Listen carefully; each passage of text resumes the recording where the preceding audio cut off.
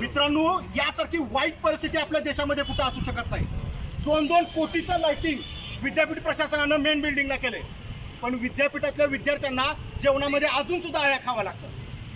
ही 10 एकरची जमीन आहे ना, बाबासाहेब आंबेडकरांच्या स्मारकापासून ती री फॅक्टरीपर्यंत, ज्यामध्ये 100 वर्षापेक्षा जास्त वर्षाची वनस्पती आहेत, झाडे आहेत, प्राणी आहेत. त्या प्राण्यांना मारून एका उद्योगपतीच्या घशात ही जमीन घालायचं काम विद्यापीठ प्रशासन करत आहे.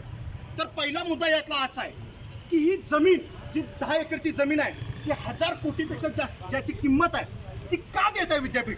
तर ह्याचं महत्त्वाचं कारण येणारं इलेक्शन्स आहे. त्या उद्योगपतीला ती जमीन द्यायची फुकटामध्ये, आणि तो जो पैसा आहे तो इलेक्शनसाठी त्यांच्याकडून मागून घ्यायचा, हा सरकारचा कट आहे. दुसरा मुद्दा असा आहे की सायरस पुनावाला जे आहेत त्यांच्या आणि विद्यापीठातल्या काही लोकांचे व्यक्तिगत संबंध आहेत. जे व्यक्तिगत संबंध काँग्रेस पक्ष येणाऱ्या काळामध्ये त्यांच्या फोटोसहित उघड करेल. त्यांच्या घरामध्ये जी पार्टी झाली, पार्टी कसली, रेव पार्टी म्हणतोय मी, ही रेव पार्टी झाली ना, त्याचे सुद्धा फोटो पत्रकारांना दिले जातील. हे सगळं लपवण्यासाठी हे गोड बंगाल आहे ना, हे गोड बंगाल काँग्रेस पक्ष पुढे आणल्याशिवाय राहणार नाही. हे विद्यापीठातले काही लोक झाडं तोडताना आमच्या पदाधिकाऱ्यांना धमक्या देतात की तुला बघून घेऊ, 20 वर्ष झालं मी इथं आहे आणि तुमची मुळं कशी छाटायची ते आम्हाला माहीत आहे. त्या पदाधिकाऱ्यांच्या वतीनं मी तुम्हाला सांगतो की काँग्रेस पक्षानं इंग्रजांना घालवलेलं आहे. तुम्ही तर त्याची मुळं सुद्धा नाही आहे. झालं, सूर्य एक दिवस तिकडे ढगाळ गेला म्हणजे सूर्य कायमचा संपला असं होत नाही.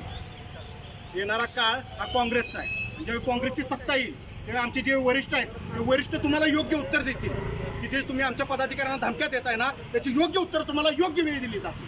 आणि तुम्हाला एकच सांगू शकतो की काँग्रेस पक्ष सायरस पुनावाला यांना इथं कोणत्याही प्रकारचं विंटेज कारचं शोरूम, लक्झरियस हॉटेल बांधू देणार नाही.